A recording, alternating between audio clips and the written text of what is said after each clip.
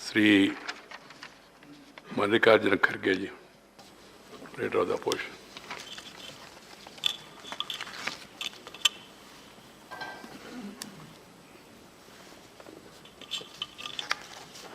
सम्मान्य सभापति जी, ये हमारा भी आज सौभाग्य है, प्रधानमंत्री जी भी आज इस सदन में आए हैं, सबको शुभकामना भी उन्होंने की। और ये पहली बार मैं देख रहा हूँ कि इतना हाउसफुल है कि 72 लोग रिटायर होने वाले हैं और बाकी के लोग भी बहुत सुनने के लिए बैठे हैं और बाकी के अनुभव यहाँ पर वो देने के लिए तैयार भी हो गए हैं। तो मैं ये कहूँगा, एक शेर, उससे मैं प्रारंभ करूँगा। कहाँ से शुरू करें कुछ समझ नहीं आता है, कहाँ से शुरू करें कुछ समझ नहीं आता है, आपकी विदाई के जिक्र से दिल भर आता है। सो आपकी विदाई से अपना दिल भर के आता है।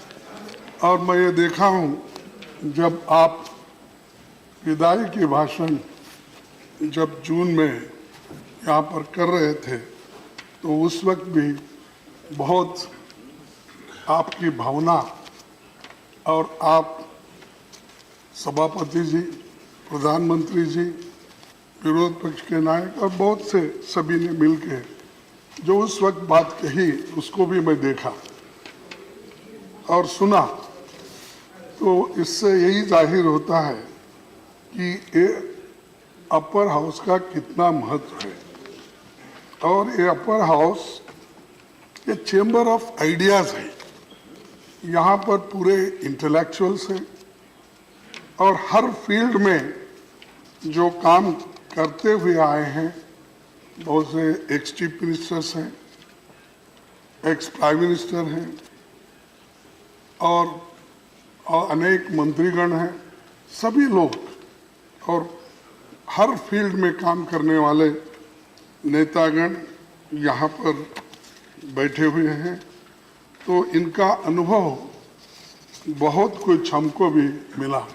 मैं तो सबसे जूनियर मेंबर हूँ, सिर्फ मुझे यहाँ आके 2 साल हुआ, अभी कंप्लीट नहीं हुआ, जून को कंप्लीट हो जाएगा।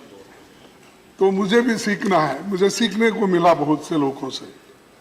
और आज हम अप्रैल से लेकर जुलाई तक 2022 के बीच 19 राज्यों के अपने 72 सदस्यों को, साथियों को विदाई दे रहे हैं, 19 राज्य के। तो इसमें सभी हैं, रूलिंग अपोजिशन पार्टी के नॉमिनेटेड मेंबर्स, सभी सदस्य यहाँ पर है। तो ये हम सबको ये याद रखना है कि जो यहाँ पर बहुत से विचारों का आदान प्रदान होता है और नई नई चीज़ें हमको सीखने को मिलती है। बहुत बार मैं यहाँ पर जो अच्छी अच्छी भाषण या करते हैं और तर्कबद्ध करते हैं, तो मैं उनके भाषण को निकाल लेता हूँ ताकि वो जाके पढ़ के कुछ मैं भी समझ लूँ। और कभी कभी अगर कोई गलत भी कहता है, फिर आकर समझाने की भी कोशिश करूँ। इस हैसियत से बहुत बार हम वो कोशिश करते हैं कि सीखने की। ये राजनीति में रहने वालों के लिए अर्श पर कभी फर्श पर, ये कहावत है, कभी ऊपर जाता है कभी नीचे आता है, लेकिन अपने ग्राउंड नहीं छोड़ता है। तो हम सभी लोग इसको याद रखते हुए काम करना है। मेरे पार्टी के कम से कम 13 साथी जो बहुत ही सीनियर हैं, उनको हम आज विदाई दे रहे हैं। और खासकर हमारे डिप्टी लीडर आनंद शर्मा जी और हमारे चीफ व्हिप जयराम रमेश जी ये जिनको पार्लियामेंट्री नॉलेज था और उनका अनुभव का हमको साथ मिला। नहीं तो अगर वो उनका अनुभव का अगर हमको साथ नहीं मिला होता तो शायद काम करने में कई दिक्कतें आ सकती थी। और आनंद शर्मा हमेशा कभी भी फॉरेन अफेयर्स मिनिस्ट्री पे बात करना है तो हम कहते थे भाई आपको अनुभव है, इसके बारे में आप बताइए। और जयराम रमेश जी को भी कहते थे कि आप कोऑर्डिनेट भी करते हो, आप इकोनॉमिस्ट भी हो, पॉलिटिशियन भी हो, आप भी मार्गदर्शन कीजिए। तो मैं सबका ये सारी चीजें खो रहा हूं मैं, ये सारी चीजें मुझे आज मुझसे छीनी जा रही है, तो उसके बारे में मेरा सबसे ज्यादा फिक्र है। और ऐसा तो होता है, लेकिन एक बात मेरे को जरूर कहना है कि हमारे senior most leader A.K. Antony ji, जो चीफ मिनिस्टर होकर काम किए, सेंट्रल मिनिस्टर, अनुभवी, बात बहुत कम करते हैं लेकिन काम ज़्यादा करते हैं। उनसे वो सीखना चाहिए। कभी भी मैंने ये किया वो किया कभी नहीं बोलेंगे, जो करना है वो अंदर ही कर देंगे। तो बोलते हमारे पास एक कहावत है, आप अगर बुरा नहीं माने तो मैं बोलूँगा। चंद लोगों का बकना ज़्यादा रहता है, लिखना कम रहता है, लेकिन इनका लिखना ज़्यादा है, दूसरों का बकना ज़्यादा है। तो चंद लोग के ऐसे रहते हैं कि सब कुछ काम करते हैं लेकिन कभी क्रेडिट नहीं लेते। मैं देखा हूँ और उनको भी उसका अनुभव है। और मेरे ऑब्जर्वर बन के 1-2 बार तो कर्नाटक कई बार आए थे, तो सारी चीज़ें वहाँ। और दूसरी चीज़ अंबिका सोनी जी, जिनका भी 5 टर्म हुआ है, वो भी बहुत कंट्रीब्यूट करी, हमको मार्गदर्शन करते रही। और चिदम्बरम साहब, ये 2 है, कानूनी और लीगल एक्सपर्ट भी हैं और आर्थिक मामलों में भी, वो आए नहीं शायद, आर्थिक मामलों में भी वो बहुत अच्छी अपनी बात और विचार रखते हैं। बड़े संदिग्ध के साथ वो अपने बातों को यहाँ पर करते हैं।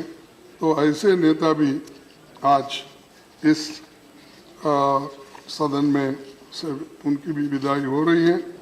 और उसके अलावा दूसरे हमारे पार्टी के जो छाया वर्मा जी हैं, शमशेर ढिल्लू जी हैं, रानी नारा है, रिपुन बोरा है, ये सभी लोग हमको छोड़े हैं और अपनी अपनी छाप भी छोड़े हैं, जिनका आपने बहुत जिक्र भी किया। तो इस पे मैं ये कहूँगा, आपके साथ कुछ लम्हे, आपके साथ कुछ लम्हे कई यादें बतौर इनाम मिले। आपके साथ कुछ लम्हे कई यादें बतौर इनाम मिले। एक सफ़र पर निकले और तर्जुबे तमाम मिले। तो एक तर्जुबा, अनुभव हमको मिला इतने सभी नेताओं के साथ। और विपक्ष में हमारे संजय राउत साहब, प्रफुल्ल पटेल जी, सतीश चंद्र मिश्रा जी, इलांगवन, प्रसन्न आचार्य, श्रीमती झरना दास, वैद नरेश गुजराल, रेवती रमन सिंह जी, चौधरी सुखराम सिंह जी यादव, सरदार सुखदेव सिंह ढिंडसा और विजय साई रेड्डी। और इनका भी योगदान बहुत कुछ इस सदन में हुआ और बहुत से कमेटियों में भी उन्होंने जो रिपोर्ट एक निष्पक्षपात से रखा, उसको भी बहुत से लोग स्वीकार भी करें और मानते भी हैं। और नॉमिनेटेड मेंबर्स का तो मैं बहुत ही सभी लोग तारीफ करना चाहिए। जो एक पार्लियामेंट मेंबर होते हुए मेरी कहूँ ये कि दुनिया के सबसे बड़ी खेल में भी एक मेडल हासिल कर, गोल्ड मेडल हासिल करके अपना काम की, तो वैसे कम लोग होते। तो ये खूबी है कि हर तरह के लोग आपको मिलेंगे, कि खेल वाले मिलेंगे, और हर फील्ड में काम, विज्ञान में मिलेंगे, साइंस, टेक्नोलॉजी, आर्टिस्ट, सभी लोग।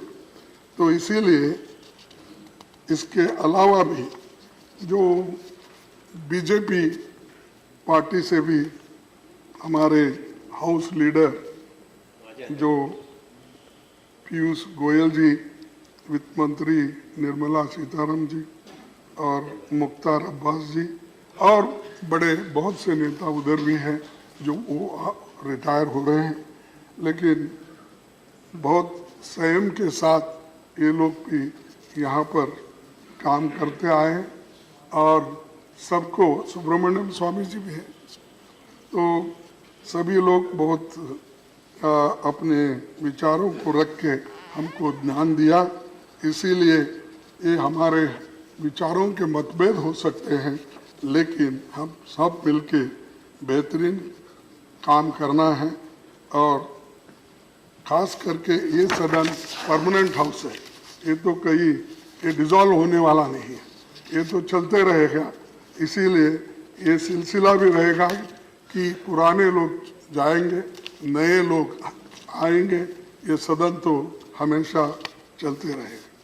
तो इसीलिए मैं एक बात आपके सामने कहूँगा कि पंडित जवाहरलाल नेहरू जी ने राज्यसभा को नई ताकत और गरिमा प्रदान करने में ऐतिहासिक काम किया। उन्होंने राज्यसभा के सांसदों को पब्लिक अकाउंट्स कमेटी और कमेटी ऑन पब्लिक अंडरटेकिंग जैसी फिनेंशियल समितियों की सदस्यता मिली। पंडित जी ने कभी राज्यसभा के अधिकार को कम नहीं होने दिया और 1953 के बजट में उन्होंने ये साफ कहा, लोकसभा और राज्यसभा मिलकर भारत का संसद बनाते हैं। हमारे संविधान के अनुसार दोनों सदनों की अथॉरिटी के बीच मनी बिल को छोड़कर कोई अंतर नहीं है। ये हाउस भी उतना ही पावरफुल है जितना लोगों से चुना हुआ पार्लियामेंट है। तो और एक बात मुझे याद आ गई और वो लिख लिया था कि प्रधानमंत्री अटल बिहारी वाजपेयी जी जब ऑपोजिशन पार्टी में थे, राज्यसभा के मेंबर थे 1987 में, उन्होंने अपना अनुभव बताया और कहा कि बिना राज्यसभा में रहे राजनीति का पूरा प्रशिक्षण का पूरा अनुभव नहीं हो पाता है। मुझे भी ऐसा महसूस हुआ है क्योंकि मैं 11 बार जीतने के बाद 12वां बार यहाँ आया तो उनकी बातें याद आ रही। और उन्होंने आगे ये भी कहा, लेकिन अगर सत्ता पक्ष विपक्ष का सहयोग ले तो बहुत से मसलों पर राष्ट्रीय सहमति का विकास हो सकता है। और मानते हैं इधर बैठने वाले, यानी उस वक्त जो वाजपेयी जी ने कहा कि इधर बैठने वाले हम संख्या में कम हैं, वो बात मैं बोल रहा हूँ अपने लिए, और लेकिन कम है, संख्या में कम है, लेकिन हमारे तर्कों में ज़्यादा बल होता है। और लेकिन कठिनाई ये है कि तर्क गिने नहीं जाते और स्वरों की गिनती होती है। ये वाजपेयी साहब का है, मेरा नहीं है, ये वाजपेयी साहब ने कहा था। तो मैं ये आपको भी यही कर रहा हूँ, कम से कम ये स्वरों की गिनती से भी जो तर्क से हमारे बातें होती हैं उधर आप ज़्यादा ध्यान देंगे, ऐसी बातें मैं कहता हूँ। और लास्ट में सभापति जी, लेकिन अरे सभापति जी खुद गए, रिटायर और टायर्ड नहीं होता कभी राजकारण, तो इसीलिए मैं उसको छोड़ देता हूँ भाई, टायर्ड कोई नहीं होना। और ये भी, और दूसरी बात, एक ही बात मैं कहूँगा कि राधाकृष्णन जी की आखिरी में, कि डॉक्टर राधाकृष्णन जी 26 मई 1952 को ये कहा था कि there is a general impression that this house cannot or this cannot make or unmake governments and therefore it is a superfluous body, ये चंद लोगों का कहना है। But there are functions which a revising chamber can fulfill fruitful. We are for the first time starting under the parliamentary system with a second chamber in the center, and we should try to do everything in our power to justify to the public of this country that a second chamber is essential to prevent a hasty legislation. तो ये उनका कहना है, इसीलिए इस पर हम सभी मिलकर चलेंगे, आगे के लोगों को मार्गदर्शन करेंगे। ये कहते हुए आखिरी में एक ही बात कह के मैं मेरे भाषण को समाप्त करता हूँ। एक है, विदाई तो हर दस्तूर जमाने का पुराना है, विदाई तो है दस्तूर जमाने का पुराना, पर जहां भी जाना अपनी छाप कुछ ऐसे छोड़ जाना कि हर कोई गुनगुनाए तुम्हारा ही तराना। ये दौर खत्म हुआ तो क्या, ये दौर खत्म हुआ तो क्या हुआ, एक और नए खूबसूरत दौर की शुरुआत होगी। इसमें भी कुछ और बात थी, उसमें भी कुछ और बात होगी, और आप उसी एक हौसले से आगे बढ़ेंगे रिटायर होने के बाद भी, क्योंकि पॉलिटिशियन कभी रिटायर नहीं होता सर, और सिर्फ एमएलए एमपी बनने के लिए कोई आता नहीं, अपने उसूलों को लेकर यहाँ चुन के आता है और उन उसूलों को आगे बढ़ाने के लिए कोशिश करता है। इसीलिए कोई रिटायर होने वाले इसका फिक्र मत करो, आप मजबूती से रहो, हम तुम्हारे साथ रहेंगे कभी भी। इतना कहते हुए मेरे 4 शब्दों को मैं समाप्त करता हूँ। जय हिंद। धन्यवाद, धन्यवाद जी।